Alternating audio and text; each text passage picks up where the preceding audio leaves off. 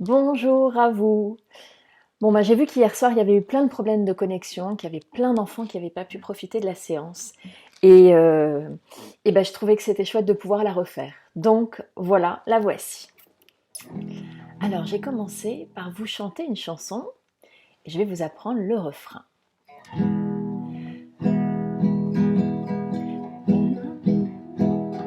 Arbre pour faire un arbre, mon Dieu que c'est long pour faire un arbre, mon Dieu que c'est long pour faire un arbre, mon Dieu que c'est long pour faire un arbre, mon Dieu que c'est long. Ça, c'est le refrain. Allez, on commence. Le bon Dieu s'énervait dans son atelier.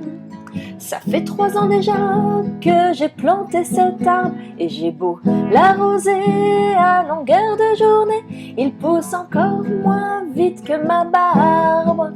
À vous, pour faire un arbre, mon Dieu que c'est long pour faire un arbre, mon Dieu que c'est long pour faire un arbre, mon Dieu que c'est long pour faire un arbre, mon Dieu que c'est long. Le bon Dieu s'énervait dans son atelier sur ce maudit baudet. 10 ans j'ai travaillé et je n'arrive pas à le faire avancer et encore moins à le faire reculer. À vous, pour faire un âne, mon Dieu que c'est long pour faire un âne, mon Dieu que c'est long pour faire un âne, mon Dieu que c'est long pour faire un âne, mon Dieu que c'est long. Le bon Dieu s'énervait dans son atelier en regardant Adam marcher à 4 pattes. Et pourtant, nom d'une pipe, j'avais tout calculé pour qu'il marche sur ses 2 pieds. Pour faire un homme, mon Dieu que c'est long pour faire un homme, mon Dieu que c'est long pour faire un homme, mon Dieu que c'est long pour faire un homme, mon Dieu que c'est long. Et voilà les petits loulous, c'était Le bon Dieu s'énervait, c'est une chanson d'Hugues Aufray. Alors, je vais reprendre toutes les histoires que j'ai prises hier, que je vous ai racontées hier, parce que j'ai vu qu'il y avait eu plein de problèmes de connexion. Alors, c'est parti. Le nuage bleu. Il était une fois un petit nuage bleu. Il vivait heureux. La lune était son ami.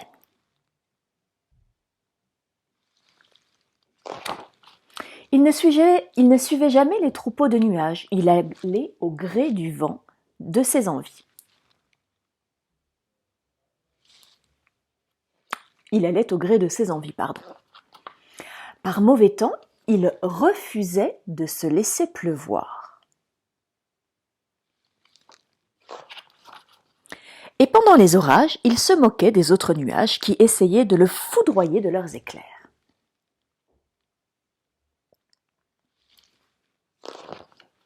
Les cerfs-volants qui le traversaient ressortaient tout bleus.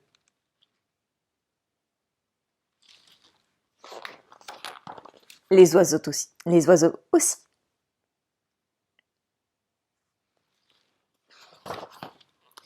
Et même les avions.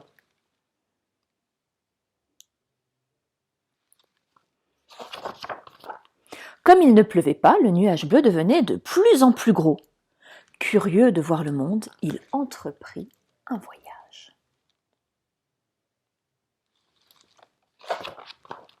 Bleuissant tout sur son passage, le sommet des montagnes,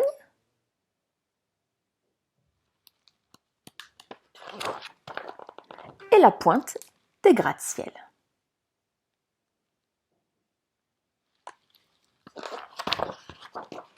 Il devint très célèbre. Son arrivée, son passage était annoncé dans les journaux et à la télévision. Il était très à la mode. Certains voyaient en lui un messager de l'inconnu. Il fut bientôt vénéré.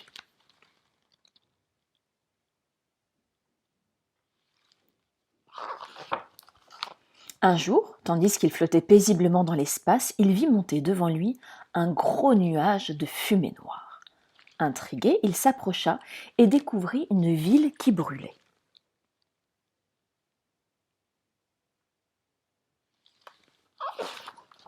Il s'approcha plus près encore.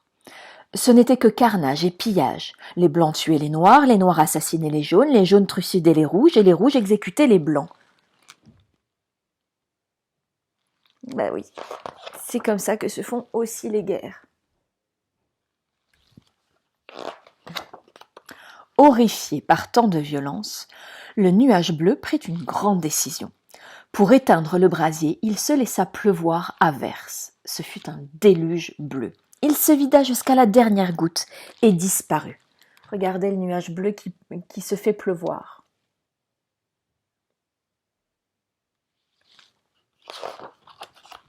L'averse avait éteint le feu et tout coloré en bleu. Maintenant, tout le monde était de la même couleur. La paix fut instantanée. Et on fit la fête. Vous avez vu ? Tout est bleu.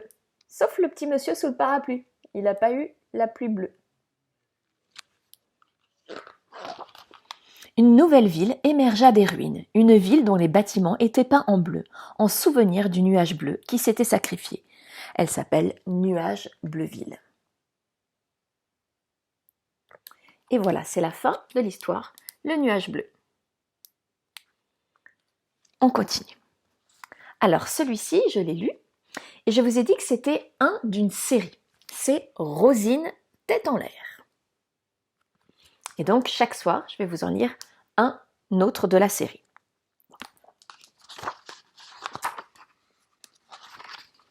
Dans un champ, derrière une colline, il y avait un petit troupeau de vaches.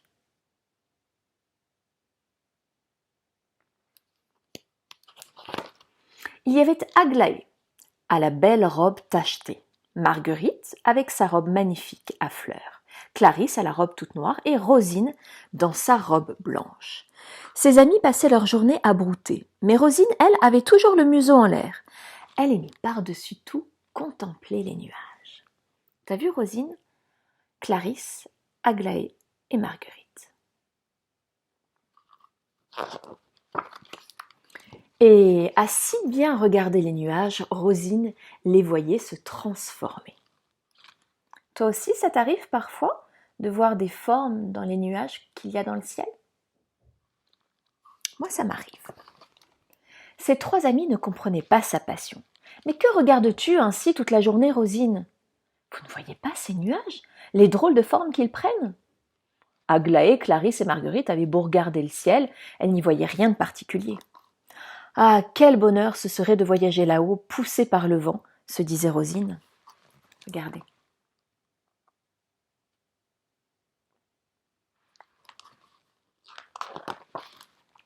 Un jour, Rosine s'amusait à suivre un nuage en marchant le museau en l'air.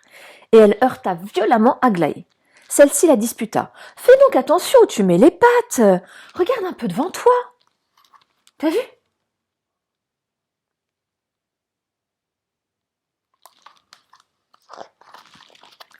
Un autre jour, Rosine s'allongea dans l'herbe pour mieux contempler le ciel. Mais Clarisse vint trébucher contre elle. Elle lui dit d'un ton sévère. « Rosine, tu t'allonges n'importe où dans notre champ. Tu finiras par provoquer une catastrophe. »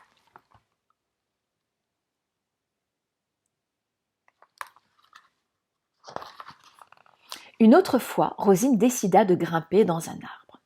Ainsi, je n'embêterai plus mes amis et tout là-haut, je me sentirai plus proche des nuages. Mais elle tomba sur Marguerite, qui faisait une sieste juste dessous. Marguerite se mit en colère. « Tu aurais pu me faire mal ! Mais où as-tu donc la tête ?»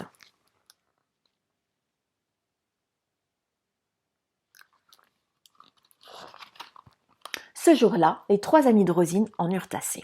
« Tu ne fais plus attention à nous, nous ne pouvons plus brouter, marcher ou dormir tranquillement. Reviens sur terre ou quitte notre champ. » Rosine, cette nuit-là, se sentit bien seule.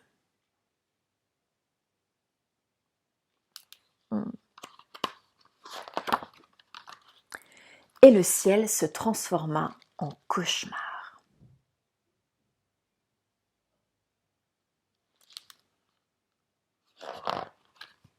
Le lendemain matin, le ciel était redevenu clair, mais Rosine avait disparu. Ses 3 amis regrettaient de l'avoir chassée de si vilaine manière. Elle leur manquait déjà. C'est alors qu'elles levèrent le museau et n'en crurent pas leurs yeux. Dans le ciel tout bleu se promenait un petit nuage qui ressemblait à Rosine. Et pour la première fois de leur vie, elles contemplaient le ciel avec émotion. T'as vu le nuage qui est en forme de Rosine?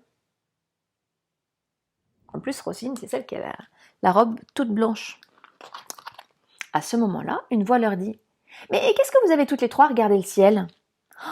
Quel soulagement! Rosine ne s'était pas changée en nuage. J'étais simplement partie réfléchir et j'ai compris que je préférais rester avec vous. C'est promis, je ferai plus attention à vous désormais. Non, c'est à nous de te demander pardon, dit Aglaé. Oui, nous nous sommes montrés bien durs, ajouta Clarisse. Et Marguerite conclut. Grâce à toi, nous avons appris à regarder la beauté du ciel.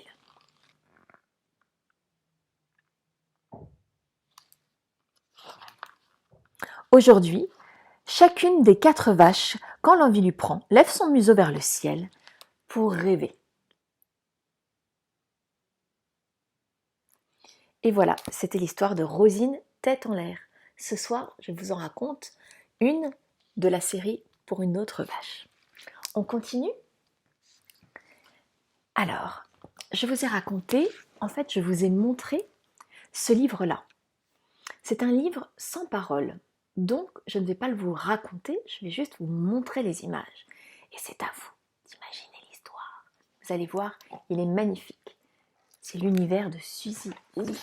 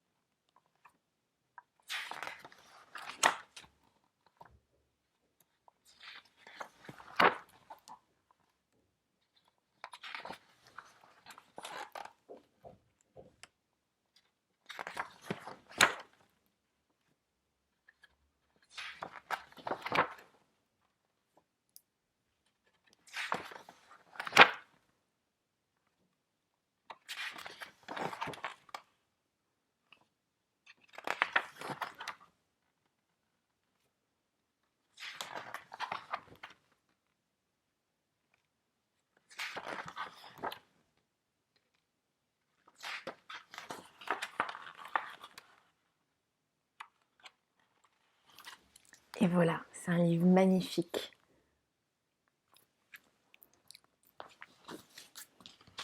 Je l'ai raconté aussi, je t'aimerai toujours quoi qu'il arrive. Petit renard est de très très mauvaise humeur.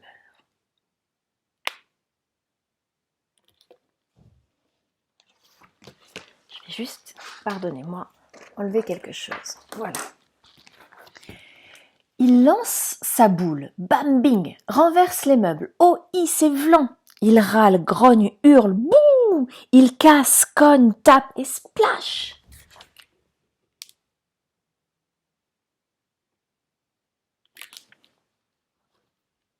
Ouh là là, s'écrie maman, mais qu'est-ce qui t'arrive? Je suis un vilain petit renard de très mauvaise humeur et personne ne m'aime. Oh, dit maman, vilain ou non, je t'aimerai toujours, quoi qu'il arrive.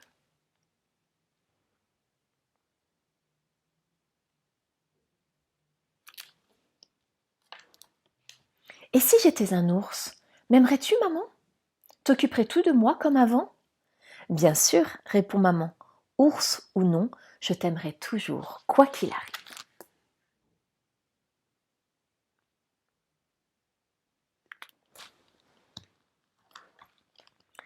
Et si je devenais mouche ou bien hanneton, M'aimerais-tu encore et toujours aussi fort?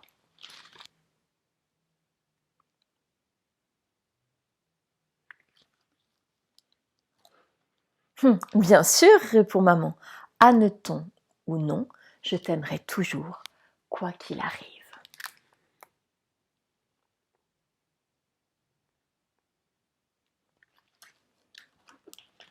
Quoi qu'il arrive, dit Petit Renard en souriant.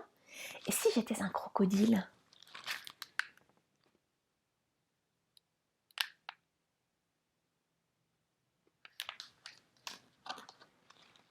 Oh, ça alors, s'écrie maman. Crocodile ou alligator, tu seras toujours mon petit que j'adore.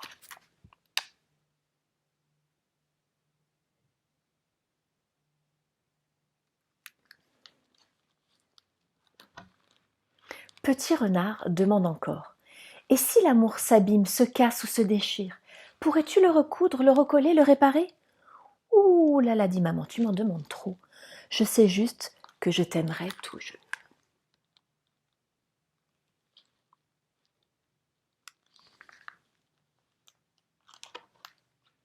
Mais que se passerait-il si j'étais loin de toi? M'aimerais-tu encore? Penserais-tu à moi?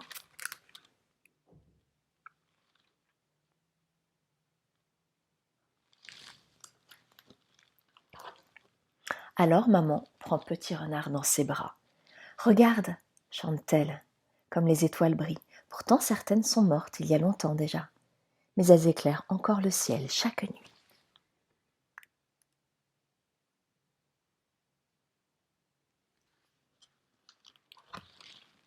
Écoute ma chanson. L'amour ne meurt jamais, quoi qu'il arrive, je t'aimerai. Et voilà, c'était la fin de ce livre. Je t'aimerai toujours, quoi qu'il arrive. Et enfin, hier, j'ai terminé par ce livre-là, Le Géant. C'est un livre offert par mon sponsor officiel, c'est ma sœur Sabine.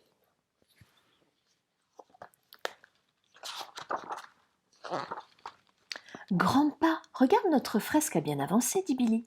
Magnifique, répond Grandpa. Mais on n'arrive pas à la finir. Le mur est trop haut, soupire Billy. Je connais quelqu'un qui pourrait vous aider, dit Grandpa. Ah oui, s'écrie Billy. Regarde cette fresque.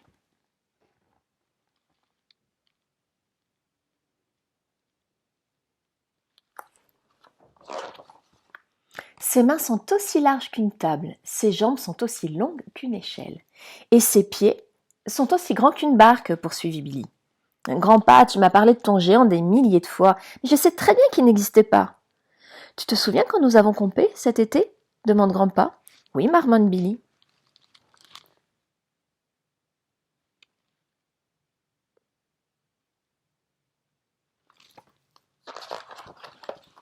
Le géant était caché au milieu des arbres, il veillait sur nous.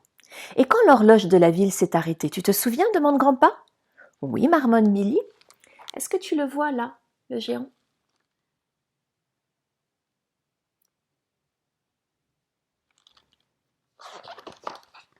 C'est le géant qui l'a réparé. Et quand nous naviguions sur une mer déchaînée, tu te souviens? Oui, marmonne Billy. Regarde, tu le vois là, le géant?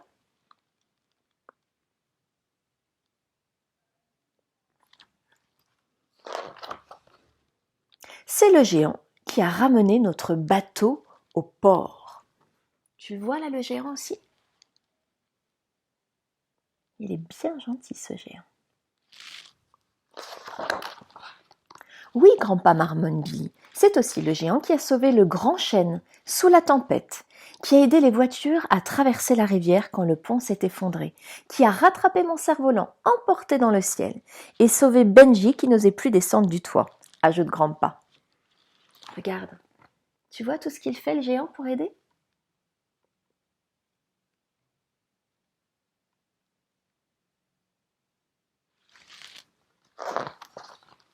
D'accord, mais si ton géant est si génial, pourquoi je ne l'ai jamais vu? Demande Billy. Peut-être qu'il se cache parce que les gens ont peur de ce qui est différent, répond Grandpa. Moi, je n'aurais pas peur, assure Billy. Alors, demain, au lever du soleil, Va en ville et attends devant la fresque, répond Grandpa en un clin d'œil. Regarde, tu le vois là.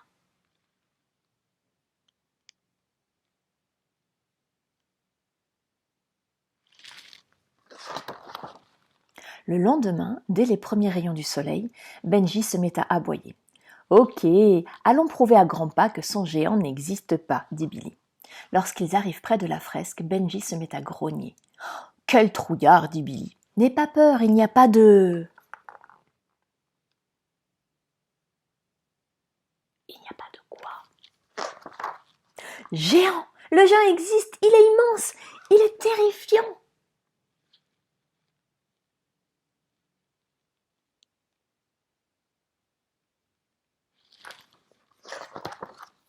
Billy prend ses jambes à son cou. Mais soudain, il s'arrête. Il se rappelle les mots de Grandpa. Les gens ont peur de ce qui est différent. Et il fait demi-tour.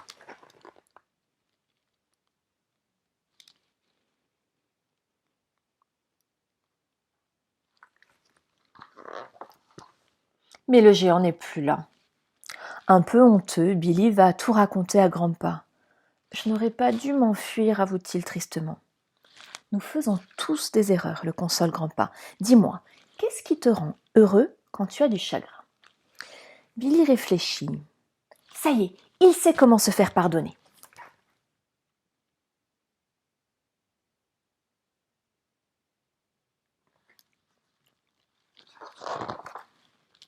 Billy explique son plan à Grandpa. Aussitôt, ils se mettent au travail. Ils clouent, ils scient. À la fin de la journée, le cadeau du géant est prêt. Puis Billy fait grimper Benji sur l'échafaudage. « Ne t'inquiète pas, le géant va venir te sauver, lui dit-il plein d'espoir. » T'as vu, regarde Benji, son chien, sur l'échafaudage.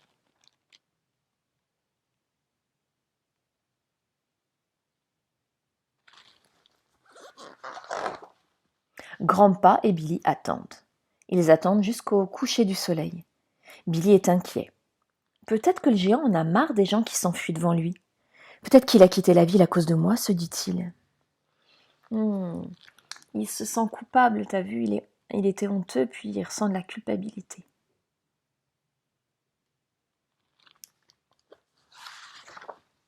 C'est alors qu'apparaissent des mains aussi larges qu'une table, des jambes aussi longues qu'une échelle et des pieds aussi grands qu'une barque. C'est le géant, il est venu sauver Benji.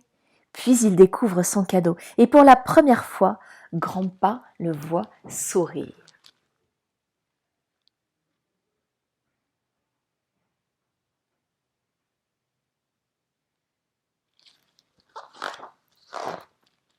À cet instant, Billy comprend. Le géant est comme lui. Quand il a du chagrin, une seule chose peut le consoler. Et c'est la même chose qui console Billy, Grandpa et les habitants de la ville. Et qu'est-ce que c'est ce truc qui console ?